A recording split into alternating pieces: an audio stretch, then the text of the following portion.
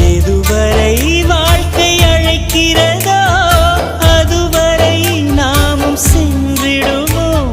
விடை பெறும் நேரம் வரும்போதும் சிரிப்பினில் நன்றி சொல்லிடுவோம். பரவசம், இந்த பரவசம் எந்நாளும் நெஞ்சில் தீராமல் எங்கே வாழுமே.